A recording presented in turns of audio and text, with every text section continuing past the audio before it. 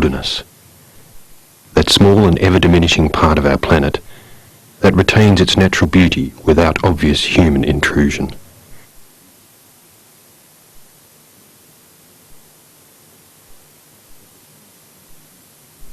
Encountering wilderness benefits the spirit as well as the body. Nature, in its most pristine form, touches something at the core of our being and often provides the perfect backdrop to an intensely personal experience. As wilderness decreases, so its importance grows. Some people still view wilderness as a resource quarry. Despite appearances, it is not an inexhaustible supplier of raw materials. Once wilderness is removed, it will never return. The world can't work without wilderness. This green mantle of life was wilderness, and then people came along pretty recently and started screwing it up. And the trouble is, whatever we do to it, we do so much damage. We may make jobs for ourselves, but we do so much damage that we have to pay more and more in the terms of human effort and, of course, in fossil fuel to put it right. So the time has got to come, and it's got to come now, that we stop destroying or affecting any more wilderness at all.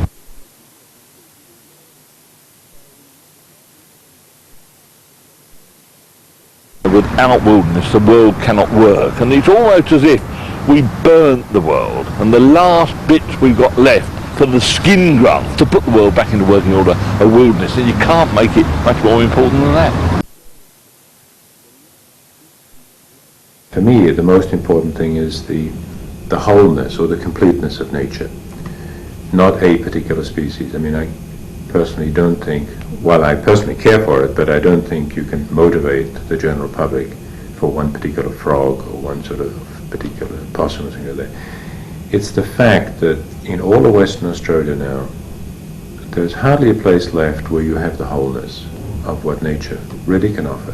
The colour, the diversity, the sounds, the serenity.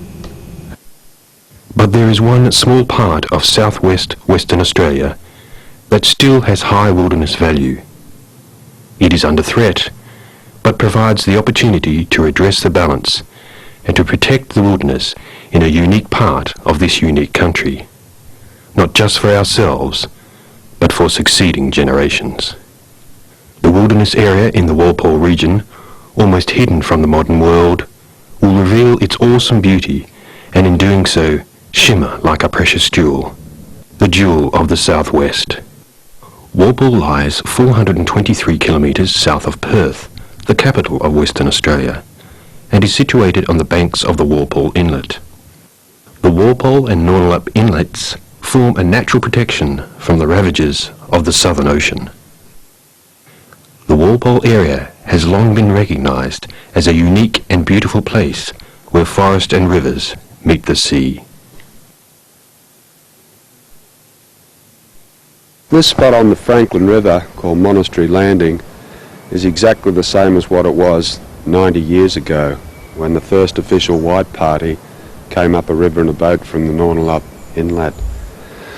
There were several people in that boat. One of them was a man named Mitchell, who later went on to become the Premier of Western Australia. They'd come down here to look at opening up the land and cut the timber, and Mitchell was very much about clearing land for agriculture. But when they got to this spot, something quite extraordinary happened. They had a look around, and they were so struck by the natural beauty of the place that they decided that a large area should be set aside as a national park for all Western Australians. That was 90 years ago, almost to the day. We're now entering the year 2000. There's very little left of the remaining native forests in Western Australia. The South Coast Environment Group has a vision also, and it's to expand on that original vision of Mitchell's and extend the Walpole Nornalup National Park further to the north and take in some remaining old-growth forest coops which are due to be logged, or they could be logged any time in the future. As a matter of fact, some of them being logged right now as we speak. And we believe it's the last untouched great wilderness area left in the southwest of Western Australia.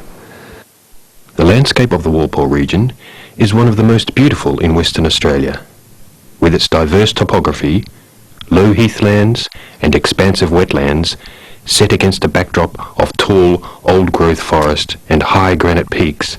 It provides a scenic resource of unparalleled value. The Tingle, Karri, Marri and Jarrah forests are native only to southwest Australia, while the Tingle grows only within a 100-kilometre radius of Walpole and nowhere else on our Earth. Not only is the Tingle biologically unique, it also has great cultural significance. The Bibbulmun, along with other Noongar people, have an ongoing history of close interaction with the bountiful Walpole area. My name's Wayne Webb. I live in Walpole in the south coast of West Australia, and I'm a descendant of the Bibbulmun people that have traditional ties to this area. We believe that in the forest here, where all the trees are like this red tingle here, we used to bury our people next to the trees, and as the trees get older and starts to hollow out, we believe that the spirits live in the tree, and until such time as the tree dies and falls over or get whatever happens to it, and then the spirit's set free. This tree here is around 500 to 600 years old. I believe that the forest should be just left as it is, especially the old growth forest. What we've got left should be left like it is, because to the Aboriginal people, the more they go on and knock down especially the old olive butts that we believe that the spirits are in, that's a side of our culture that's gone forever. Walpole Noonalip National Park, established in 1924, was one of the earliest national parks to be gazetted in Western Australia. Occupying an area of only 15,800 hectares, it is small by national and international standards. The nearby Mount Franklin National Park was declared in 1988 through a process aiming to protect small representative areas containing the maximum diversity of vegetation types.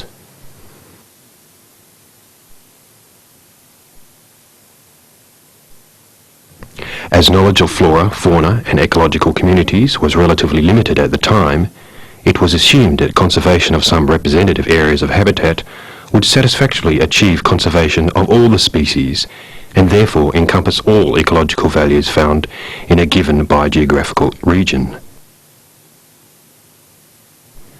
However, in the light of recent scientific developments, this theory has been demonstrated to be inappropriate. The Walpole area is now widely recognised for its high value as a centre of unique and discrete ecological communities.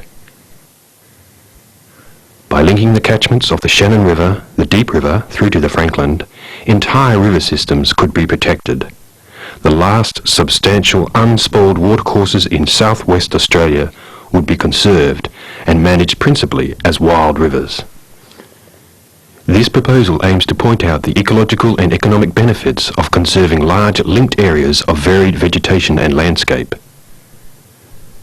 The Deep River, together with its surrounding countryside, is well known for its vast and obvious recreational opportunities. It is one of the few remaining freshwater rivers in the southwest.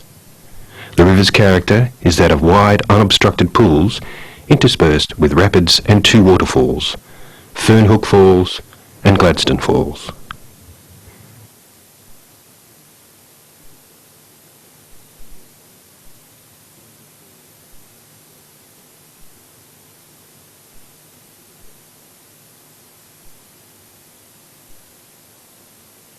The prime recreational attraction of this pristine body of water is its use for the well-established pastime of canoeing and kayaking.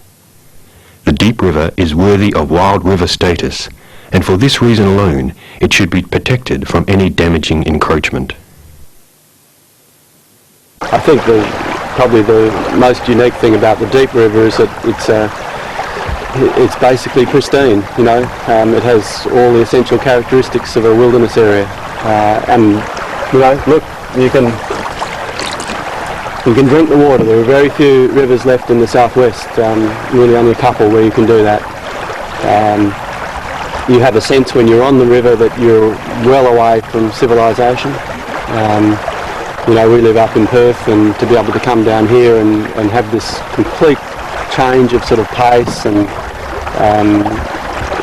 relationship with the land, really, it's all about that. And I think, you know, being in a canoe is really, for me anyway, it's a great way to feel that and to get to see it. We need to keep areas like this. This is it. This is one of the very few remaining, and if you're talking wilderness rivers, this is it in Western Australia, and one that people can actually get on and appreciate. You know, the Shannon's a lot smaller. This, you can come out in the canoe, all ages, and enjoy it. The proposal is to create an area of high quality wilderness that is to be kept in its present remote state, as well as ensure that semi-wilderness areas are made accessible for all sorts of recreational and ecotourism opportunities.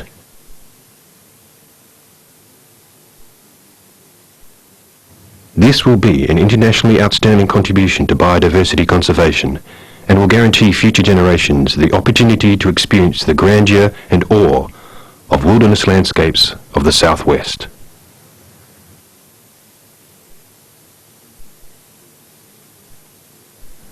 The existing infrastructure reflects the wilderness values of the region, with small roads, tracks and recreational facilities available for immediate use in the North Walpole area. These roads and tracks lead the visitor to secluded cabins with timber boardwalks that meander along river fringed with tall trees and grass tree thickets.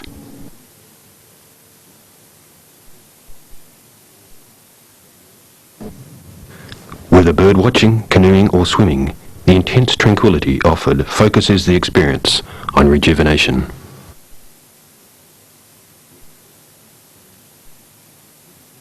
Mount Franklin, Mount Roe, Granite Peak and numerous small granite outcrops occur in the lower catchment area of the Franklin River.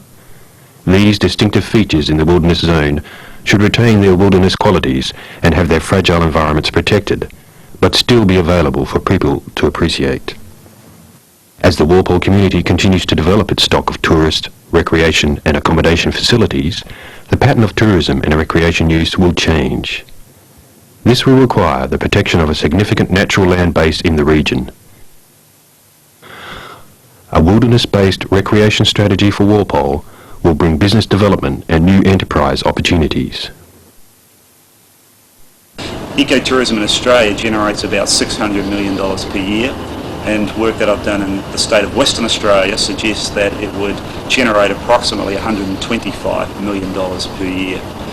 By extension, I believe in the Walpole Wilderness area that if ecotourism was to be established there, it would probably generate approximately $10 million per year, which would be a significant income into the regional community. There are other compelling economic reasons for preserving old-growth forests. These forests have provided a living for a number of commercial enterprises. This fact has been conveniently overlooked in the forest debate to date. The thing about nectar production and pollen production from trees is it's usually best from mature trees. So we need a mature mixed age forest that extends the flowering time, and also that the mature trees produce more nectar and pollen over a longer period than regrowth stuff. So beekeepers generally agree that a carry tree needs to be well in excess of 100 years before it's a useful pollen and nectar producer for beehives. The industry's always had a great deal of concern specifically about clear felling because it removes everything, the ground flora, the jarrah and the marri trees, as well as the carry, which is we get pollen and nectar off all those species. So obviously when it's clear felled we lose the lot. Now we've never ever had such a problem with selective logging where they came and removed the odd tree, because obviously there's plenty of other trees left to carry on, but clear felling is just the total removal of the resource, and so that area that is removed is no longer available for the industry for generations to come. And if it's scheduled for to be felled again within a rotation time less than probably 100 or 150 years, I mean it'll permanently be unavailable for beekeeping, and obviously nectar and pollen for all the other birds and animals that use it. This proposal proposal has been developed to outline and identify a resource base for the future economic well-being of the Walpole region, while at the same time offering protection to many outstanding natural values.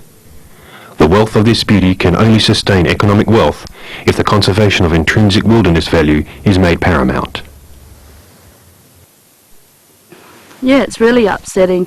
You know, a lot of the decisions are made in offices in Perth that people who have never been down here, never experienced bush, don't know anything about how to live in the bush, and they're the ones making the decisions, aren't there?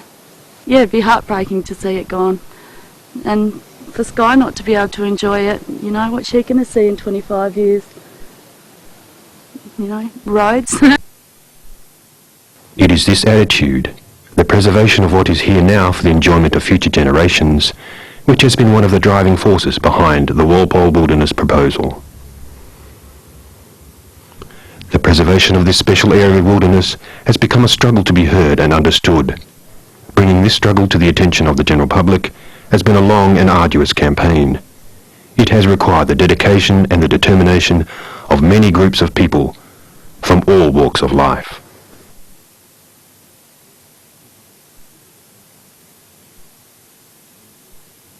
Our whole society has been built on the premise that we clear, we use the resources that we get, not to live a sustainable life, but to live a life of the moment. So now we've come to basically here almost like a front line. You only have one or two systems left in Western Australia, and also in Australia as a whole. This has very special significance for the simple reason that the species that inhabit this area, both for fauna and flora, you don't find on the East Coast. So you can't really say, is it unique for Western Australia or Australia? It's unique for the world, for the simple reason that these species are indigenous to this particular area. So we really, as I said, we're left to the point we've knocked over everything in the place, spent the money, and are we now going to knock over the last bit? It's bizarre. It really is bizarre, you know. We've come to our century with some pretty stupid things in the past, but we've still got that genetic heritage, that wilderness heritage, that woodland heritage, that forest heritage, and we can put it back into working order. If we go on for another 30 years like we've been behaving now, we ain't got a chance. So ladies and gentlemen, if you don't save wilderness, if you don't save the forest, rub out any future for your kids and your grandkids. The reservation of peak, long and part of rocky state forests is essential for the protection of Western Australia's only tall forest wilderness. The addition of Sharp, Dawson and Ordnance State Forests and adjacent old-growth forests will not only preserve these areas, but will also link the existing national park system. This will provide protection for whole river systems, magnificent forests and extensive wetlands and heathlands. The Walpole Wilderness is worth more to the local community and Western Australia as a whole if it is kept intact than if it was to be destroyed by logging and other resource extraction operations for short-term gain. As we have seen, the opportunities of this Walpole Wilderness are in essence endless. If this substantial area of beautiful forests, rivers and coastline can be preserved in their natural state, its potential is limited only by our vision and imagination.